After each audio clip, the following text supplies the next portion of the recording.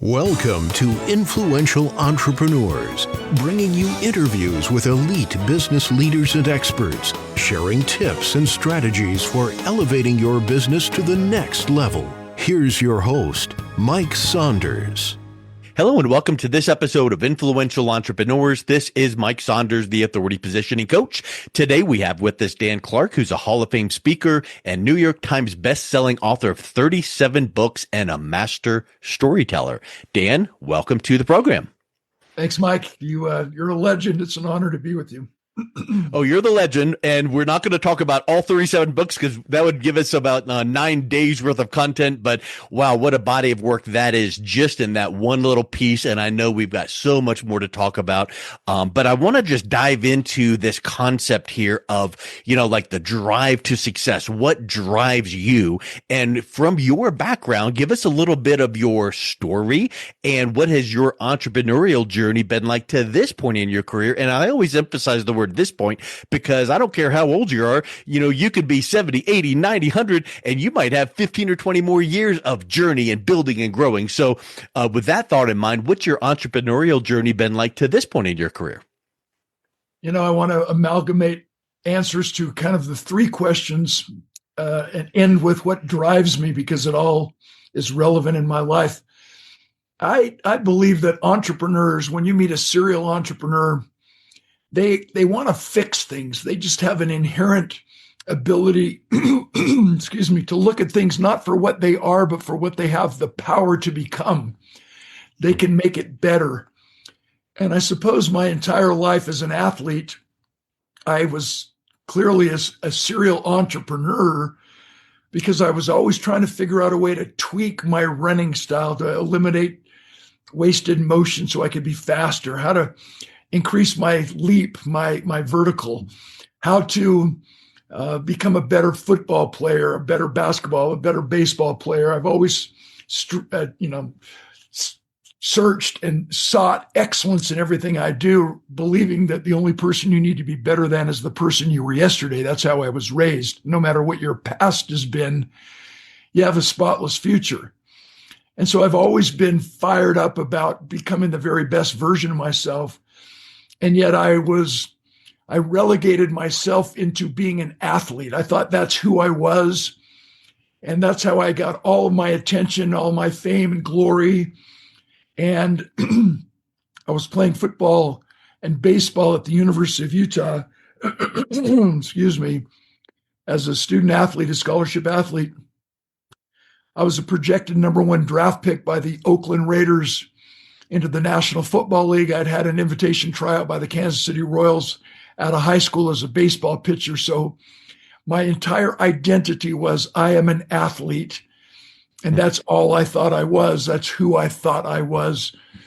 And all of a sudden, one day in practice, the coach blew a whistle and another player and I ran full speed into each other in a violent head-on collision, smashing my right shoulder into the cutting edge of my fiberglass pads, and we slammed to the ground.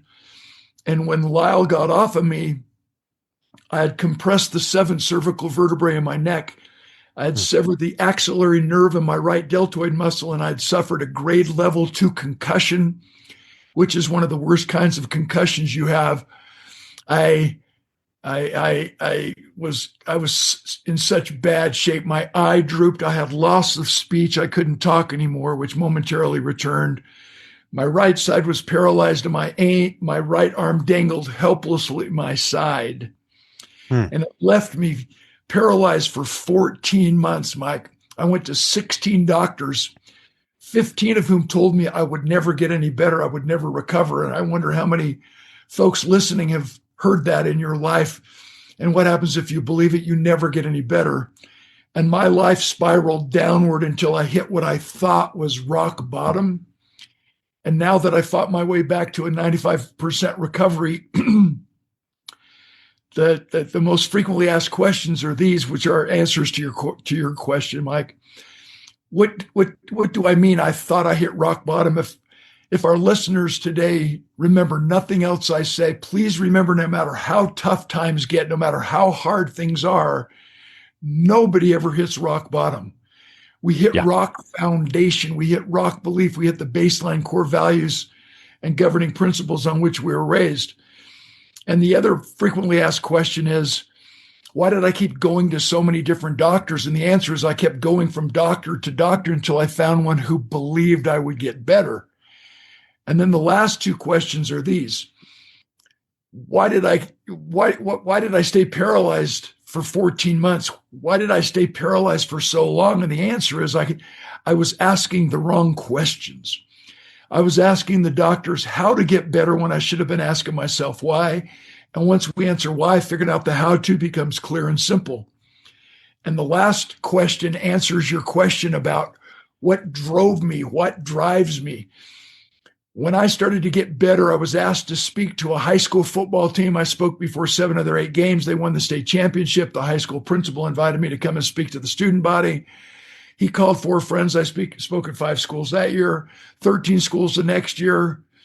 And then I got a contract to speak to every high school and junior high in the state of Utah.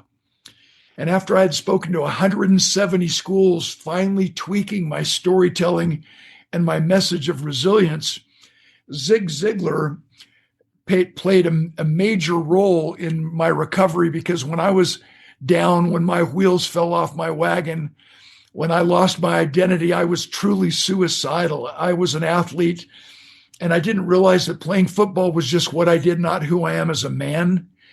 And when we identify ourselves in terms of what we do instead of who we are, we become human doings instead of human beings. Yeah. Unacceptable if significance is what we seek. So Zig comes rolling into town to speak on one of the big stages in the arena on a PMA rally. And I positioned myself backstage so that when he was over, I could just basically say, Zig, you saved my life. Can I take you to dinner? He said, I'm coming back to Salt Lake City in 3 weeks. Call Lori Majors in my office, see what we can work out. He allowed me to pick him up at the airport. I took him to the hotel in a 15-minute drive. And there he said, is there someplace I can see your high school assembly? And I'd already rented a little room off the foyer, had a little slideshow and some stuff. I gave him my 45-minute speech. He stood up, tears in his eyes, tears in my eyes, mano a mano, gave me a standing ovation. Next week, he flew me down to Dallas, Texas to speak to his corporation. Next week, he sponsored me in the National Speakers Association. Met him in Chicago for 6 days. Next week, he invited my wife and I at newlyweds down to Dallas to his 5-day Born to Win seminar, which changed our lives forever. And it was there that he introduced me to somebody who introduced me to Nancy Reagan, who invited me into the Reagan White House to take Mrs. Reagan's Just Say No program to all 50 states. So between 1983 and 1989, I spoke to 3 high schools every day, 15 a week for 140 school days a year, and then did 100 college university campuses every year, transitioned into the corporate arena in about 1991, and 6,000 speeches in 77 countries later, inducted in the National or the Professional Speakers Hall of Fame. It was all because of 6 degrees of separation. Yeah. And trying to figure out a way to just become whole again. Instead of chasing fame and fortune, I knew I had to focus in on purpose and being whole. And then the last question that you asked me, what drives me to keep doing this after all these years of 40-plus year career, still at the top of my game, speaking 80 times a year to the major Fortune 100 companies in the world, is, Mike, I believe in my heart of hearts that there is one man and one woman in every single one of my audiences who is hurting as badly as I was. Mm-hmm. I lost my identity. And if there's something I could say that would keep someone from killing themselves, taking their life, if there's something I could say that would save a marriage, that would kickstart someone's entrepreneurial $1 million idea and just fire them up to never say never, it's worth it to me. And proudly, I've never missed a speech in all these years. And sometimes my flights have been canceled, but I've rented a car. One time I drove 7 hours through the Badlands of Nebraska to show up in Rapid City, South Dakota in time to be the closing speaker of a 3-day conference. And I was the only speaker who showed up because of inclement weather. never forgotten that. And I'm not trying to suggest I'm more noble. I just know that this isn't just a job for me. It's a calling to change the world one story at a time. And I'm so grateful for the privilege of the platform that has allowed me to do what I do on a daily basis. Long answer, brother. Now you're afraid to ask me. Well, I was going to say, Dan, we could unpack that for about the next hour, but a couple things jumped out at me.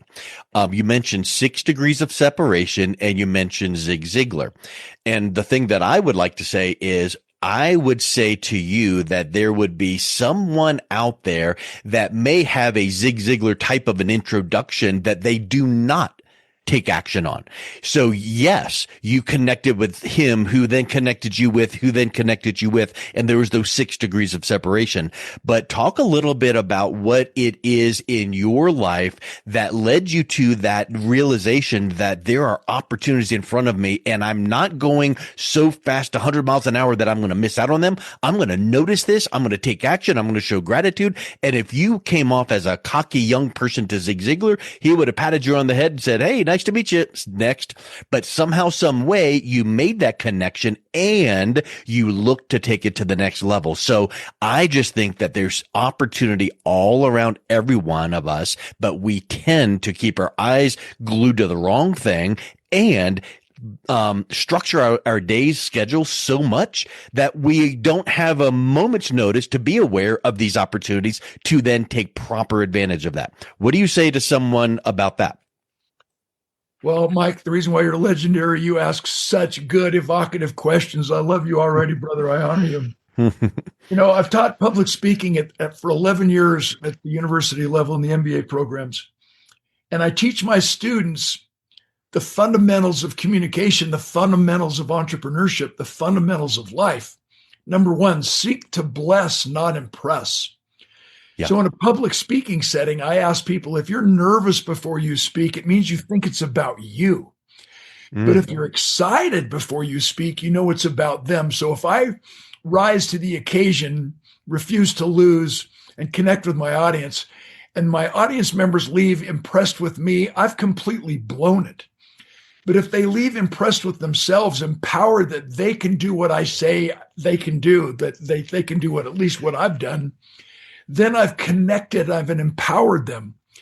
So when we go to networking events, Mike, most of the time... You've been listening to Influential Entrepreneurs with Mike Saunders. To learn more about the resources mentioned on today's show or listen to past episodes, visit www.influentialentrepreneursradio.com.